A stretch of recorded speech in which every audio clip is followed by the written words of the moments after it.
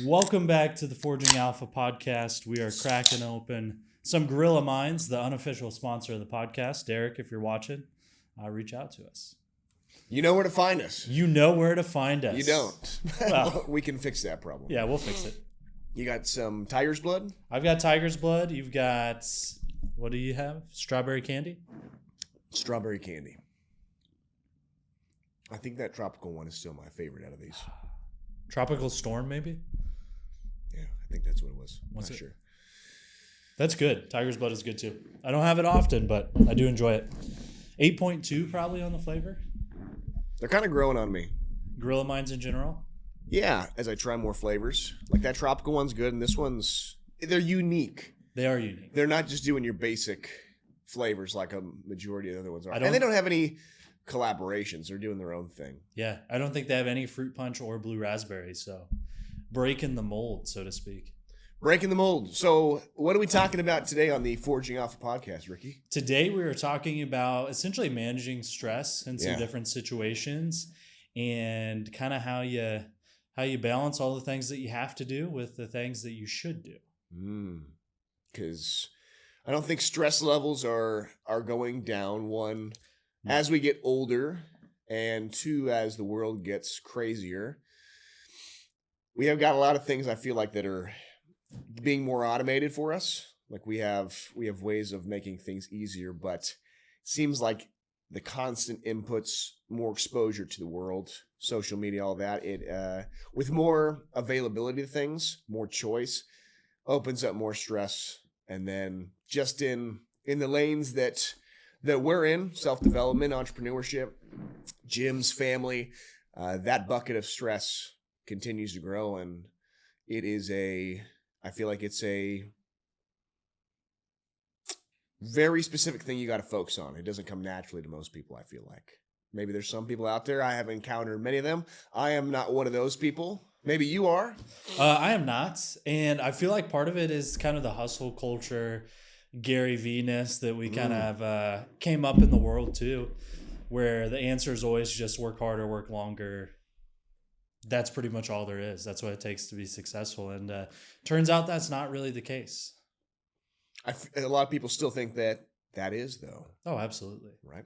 And so one thing I'm seeing a trend, both with clients, people I know, and myself, I think it's natural.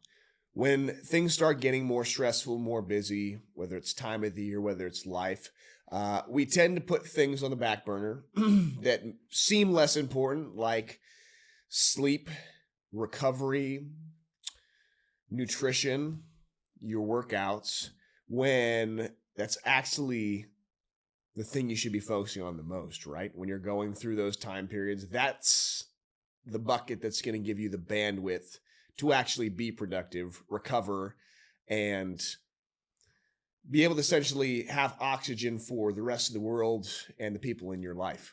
Yeah, and I think that part of the reason why it's so easy to start neglecting those things is that one individual workout doesn't matter, unfortunately. And that's both in the positive and the negative. So if you skip one workout, you're not really going to notice a difference. But if you skip 3 weeks worth of workouts, you are going to notice that difference. And it's the same thing when you're starting a habit. It's not like you go to the gym one time and you're jacked the next day. It'd be cool if it worked like that, but it doesn't. And the downside of that is it starts to be easy to neglect those things because you aren't seeing the negative side effects yet. There's a little bit of a delay between the time where your habits are changing and when you actually start seeing that in your life. Yeah.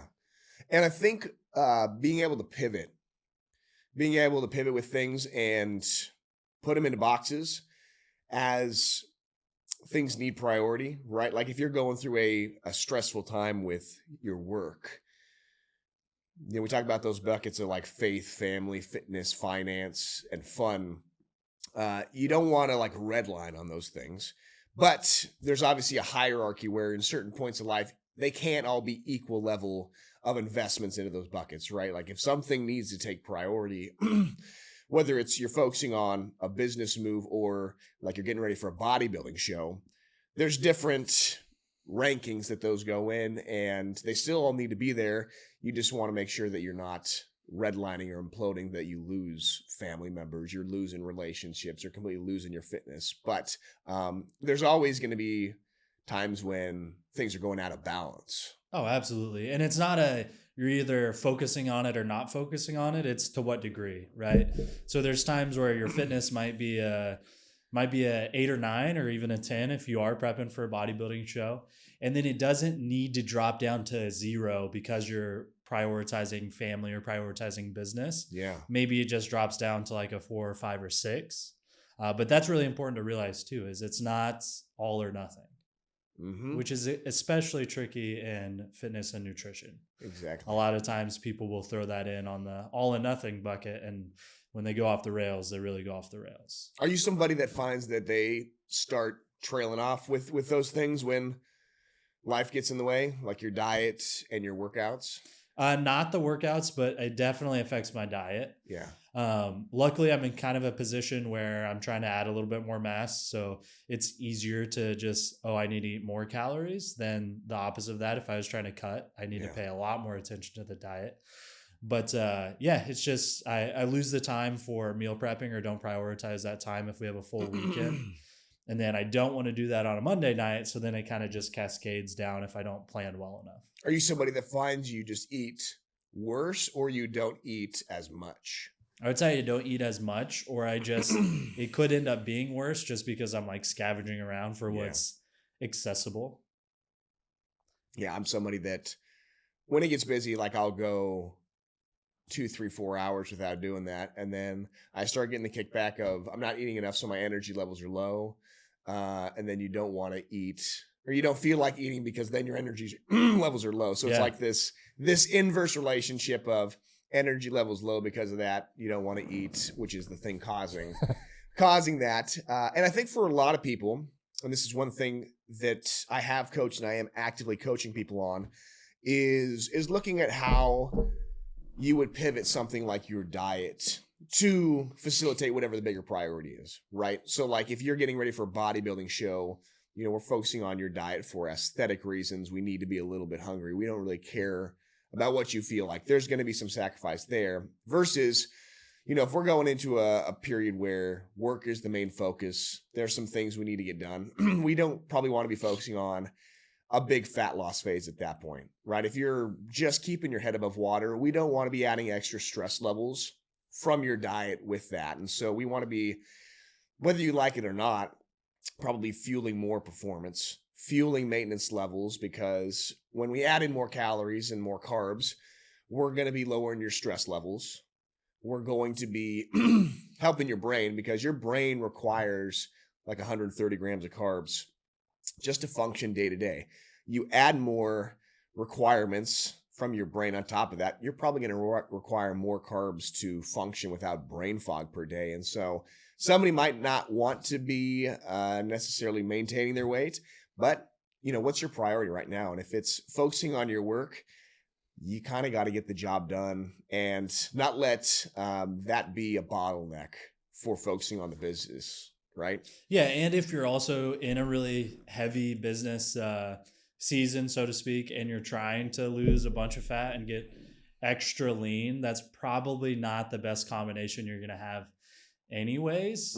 Both on the not having any energy to make those decisions in business, but also if you have a bunch of extra stress from business, that's going to affect your ability to lose fat also. Yeah. So not the best combination to have at the same time. Certainly still can do it. It's just tough. Mm-hmm. Talk a little bit about stress from like a 30,000 foot view for people. Because people I feel like have this misconception that you've got some of your life stress here, you've got your workout stress, you've got work stress, but that all goes into one big old bucket, right?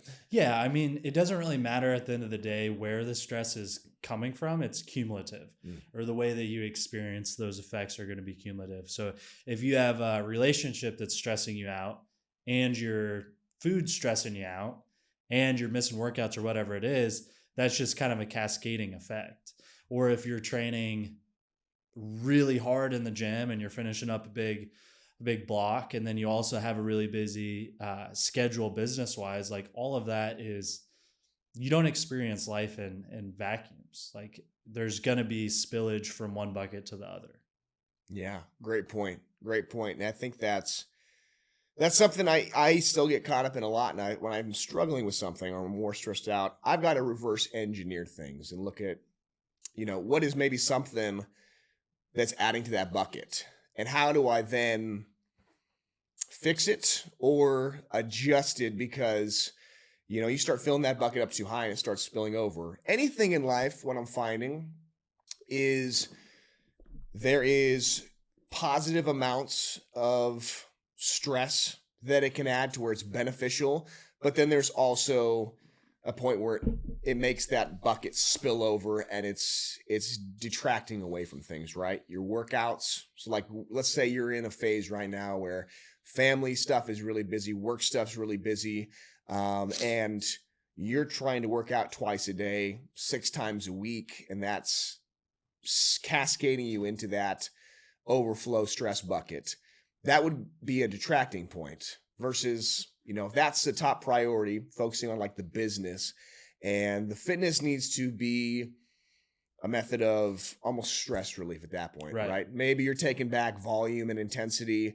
You're focusing more on walks. You're still getting in some hard training, but enough that you can recover from, because that's the other end of the equation, is that you've got less recovery bandwidth because you are really focusing on work, using up a lot of brain power. You have less bandwidth to recover from workouts, right? From your central nervous system perspective. So you need to maybe shift that a little bit to where that's boosting up your performance at work versus you're going in there and smashing a 3-hour leg day that then is going to be taken away from your work bucket. Yeah. And it's especially you have to pay attention to it if you do care about making progress in the gym. I was listening to a video of Mike Israetel talking about, and I'd like to hear your point on this and whether or not you agree, but saying that you could be doing everything correct, like nutrition, your workout program, sleep, all of it. But if you're super stressed because of your job or whatever relationship stuff or anything in your life that's causing a big amount of stress, it can completely negate almost all of the positive benefits you would be getting from the training. Yeah, I would agree with that. It's hard to just say stress again in a vacuum and look at what that is and where it's coming from, because there's the side of how do you manage stress. I think you have to address those root things. Like if you're going through a divorce, obviously that's going to be something that's hard to really address the root cause of. But is your stress levels stemming from the fact that you're sleeping 3 or 4 hours a night, which that's more fixable, I guess, than something that you can't really control. But yeah, I think that it's really hard. I think we've had a podcast on this about the hustle culture, right? If you're a hard charging, motivated individual, the industry tells you that that's all you need to do. That's all you need to focus on. You essentially need to redline for the next 15 years to make it. And then you can relax a little bit. But when we look at peak performance, we take the equation of like look at Olympic athletes. And I even use this with when I'm working with younger athletes or college athletes who get shitty sleep because they're going to classes, because they're training twice a day. They've got social life, all of these things in a bucket. And we take the highest performers in a given realm with like Olympic athletes and we look at, what are they doing? They're not outside of maybe the skill portion of like gymnastics, training for 12 hours a day, right? A lot of sports are getting in there. They're hitting it hard. They're recovering from that. For every dose of stress that you have, there's got to be a dose of recovery if you want positive adaptations, whether it's brain performance, physical performance, or just being like productive at work, being able to sit down and nail something in an hour that should take an hour versus you're going in there and staring at a screen, getting distracted for 4 hours, and it takes you twice as long doing that. So, we look at like what is peak performance. It kind of goes directly against what the hustle culture tells us. And there's only so many times you can push that button of caffeine and Adderall and being stressed out to where something ends up giving, right? Maybe it's not ended up being in the hospital with an anxiety attack, but maybe it's your performance at work. Maybe it gets to that point where something that should be taking you an hour is then taking you twice as long. And then you just get into the cycle of the hamster wheel of non-productivity because of that. Which is a very stressful situation to be in. So it just adds to it, because then you feel like you're putting in so much time, and you are, but that time isn't effective. Yes. Whereas if you took some of that time that you were putting towards the thing and you actually recovered a little bit, so your mind was sharper, you'd have way better results. My biggest struggle with that is having like a cut off in the evening. Yeah. And being really disciplined with that. What I find, given in the realm that I coach in and that I work in, a lot of times it is more discipline with doing less than it is with doing more. And like almost eking out more productivity because of that. Like a lot of people, it's not an issue of them doing more. It's honestly being able to do less significantly better and having those shut off times. Like when I'm working with an entrepreneur that's getting ready to like exit a company, they've got 100 things on their plate.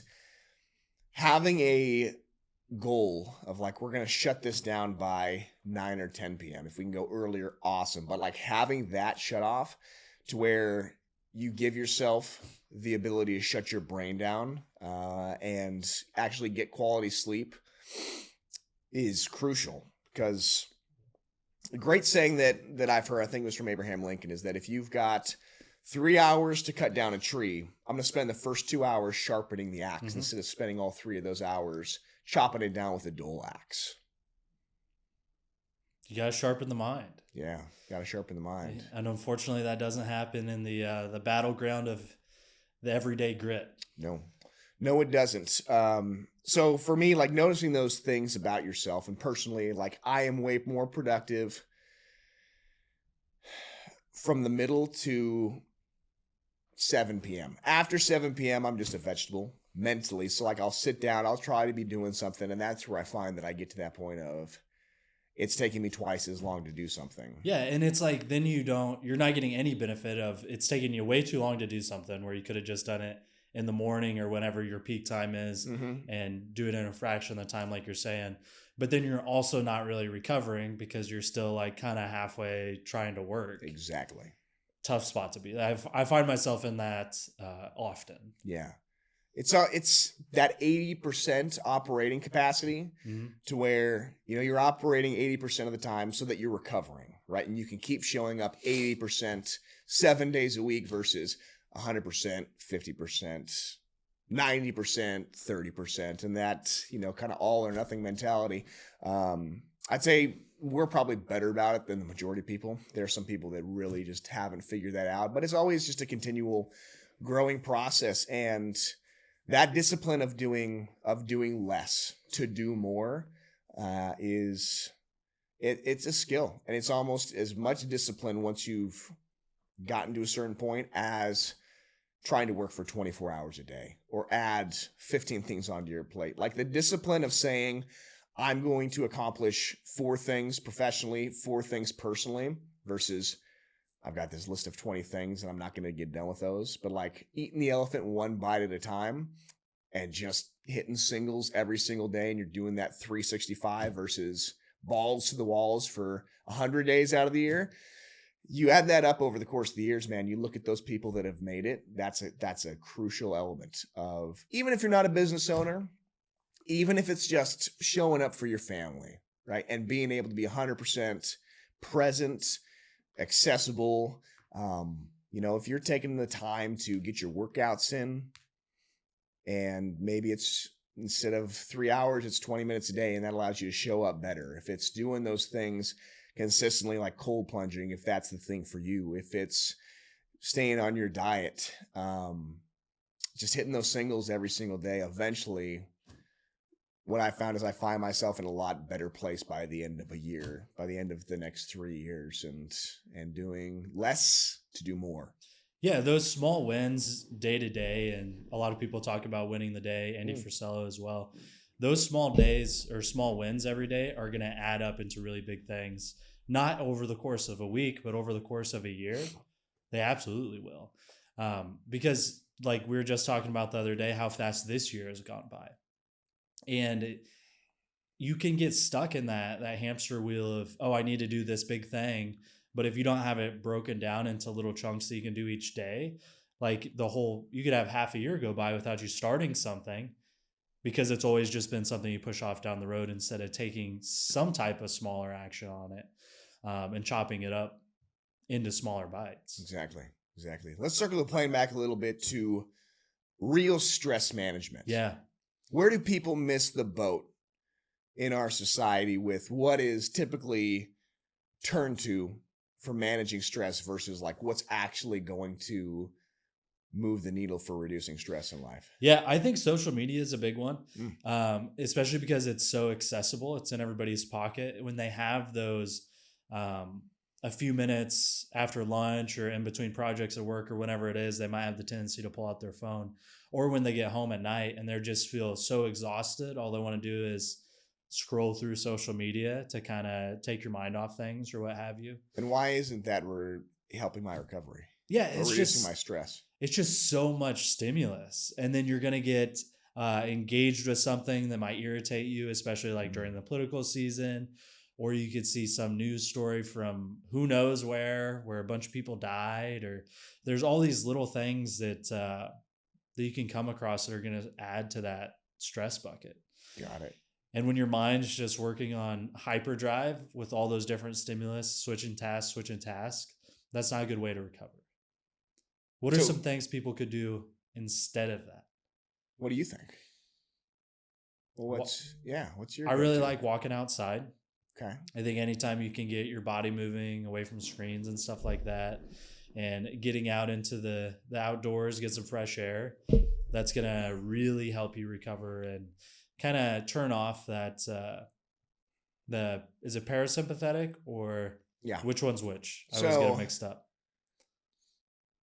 Oh, I'm spacing now.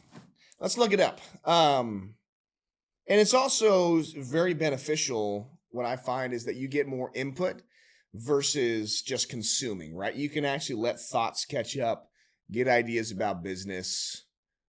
So even though your mind is still going on those long walks is helpful in a ton of ways.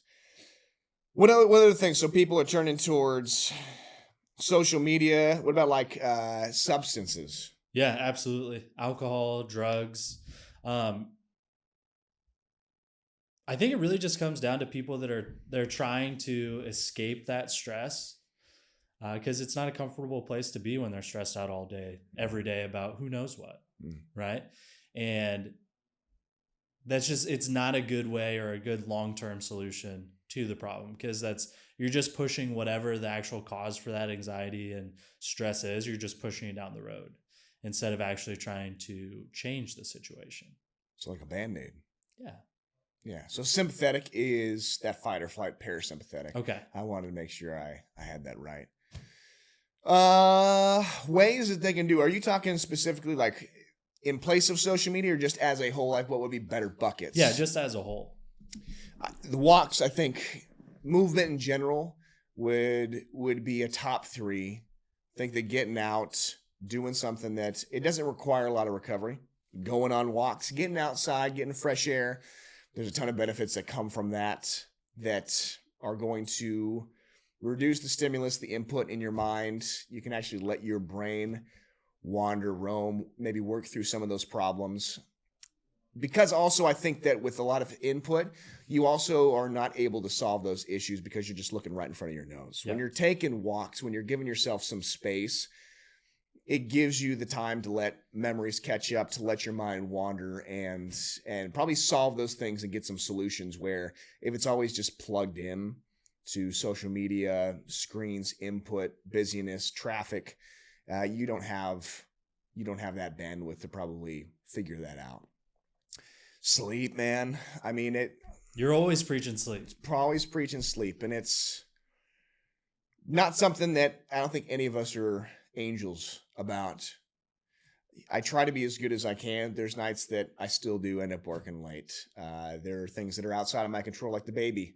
Waking up and I'm up for an hour to 2 hours during the night. I'm somebody, though, that really notices it. I feel like there's some people that genetically are predisposed to not needing a ton of sleep, or they don't necessarily feel the impact of it. They're probably less aware. Probably like less I feel aware. like you're pretty in tune with, especially with all the different supplements you've taken and different little self studies, so to speak. Like you're a little more used to being aware of what's going on with your body. I feel like I've just also really felt bad and I've felt really good. And so when I get to that point where I start shifting back towards feeling crappy, feeling how much my productivity goes down, emotional regulation goes down, that's just the biggest recovery bucket for me.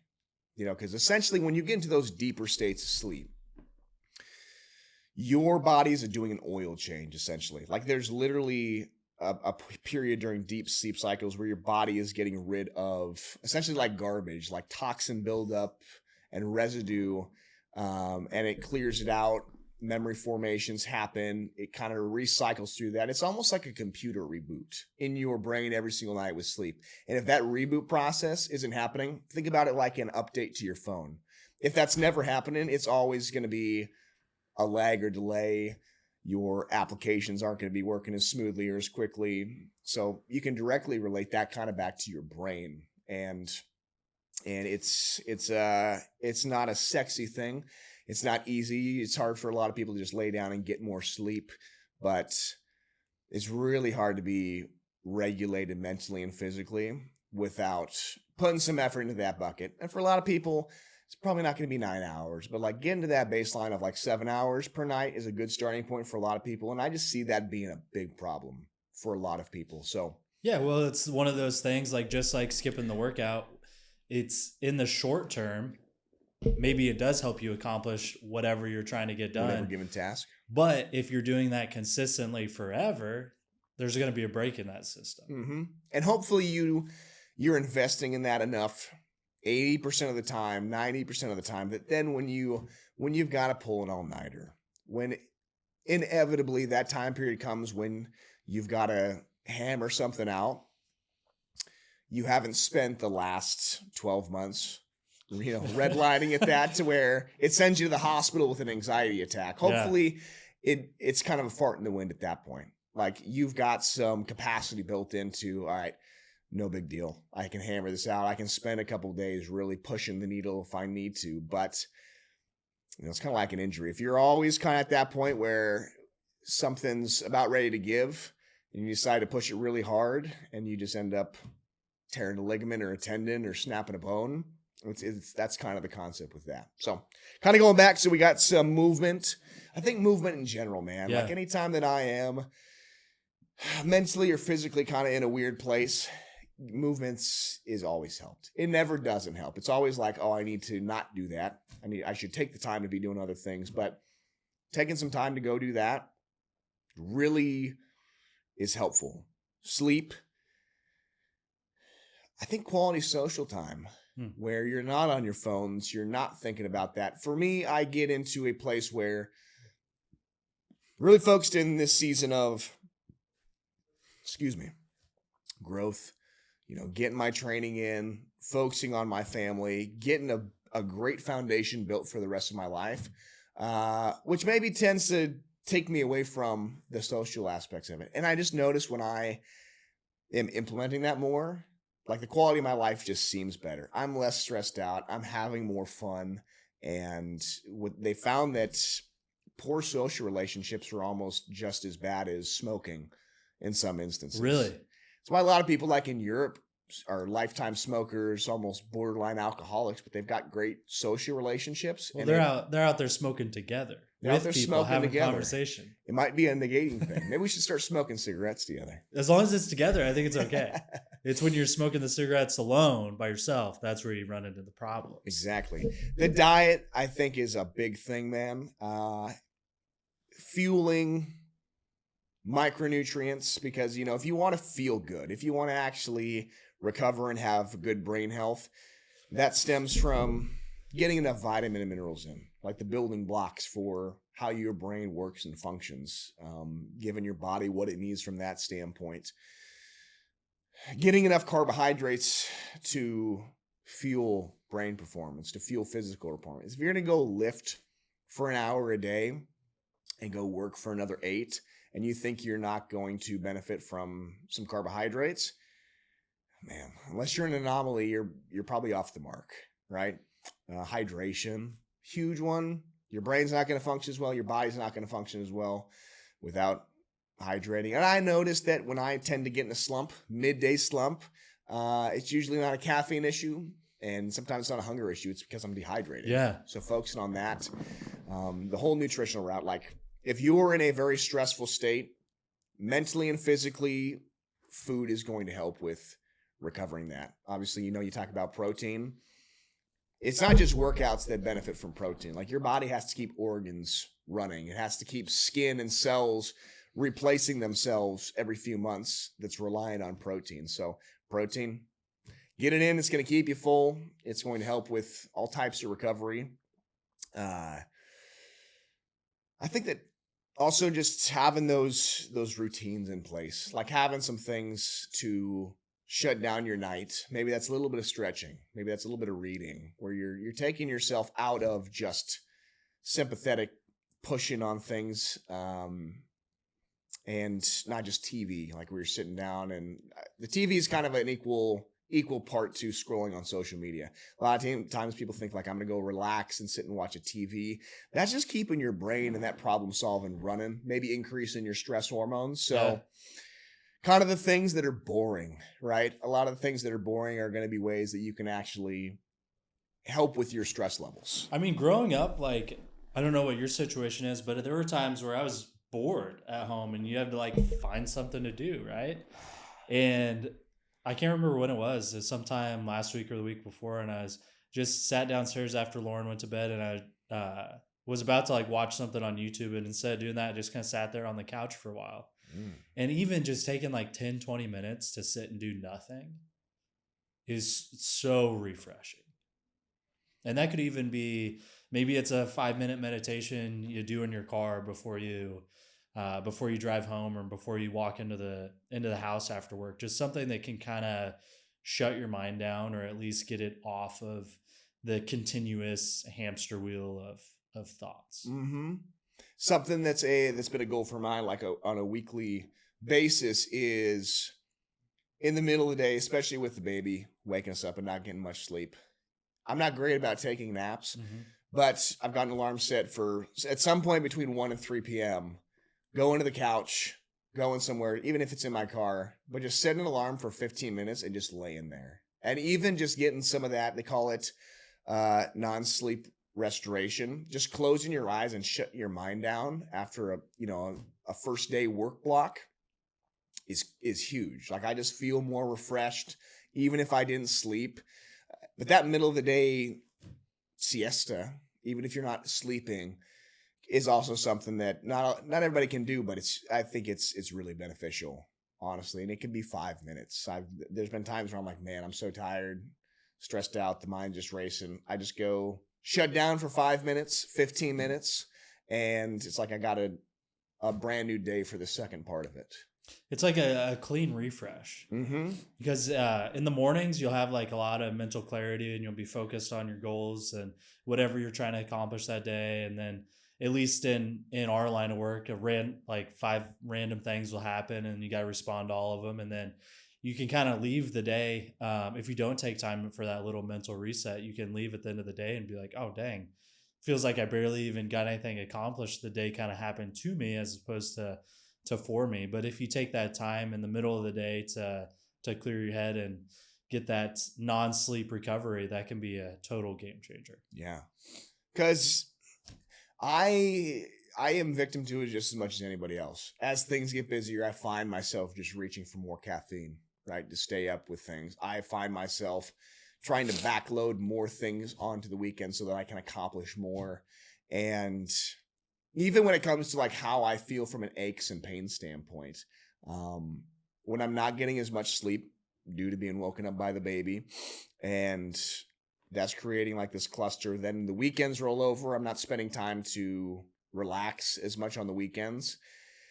I'm starting to notice it more when I don't do those things. Like those things are becoming more amplified. And I'm somebody that's always been better about trying to get a good night of sleep versus taking those naps. Like most 90% of the time I don't fall asleep when I take those siestas. Like I'll just lay down and close my eyes. But I'm going to really try hard to like make Sunday a day where I'm getting a nap in, right? Where I'm focusing on prioritizing a nap, finding a way to get to sleep, because that's just going to roll over into a more productive week and stacking that together. So it's like doing less to do more, man. So it feels counterintuitive, right? Yeah, but it is counterintuitive.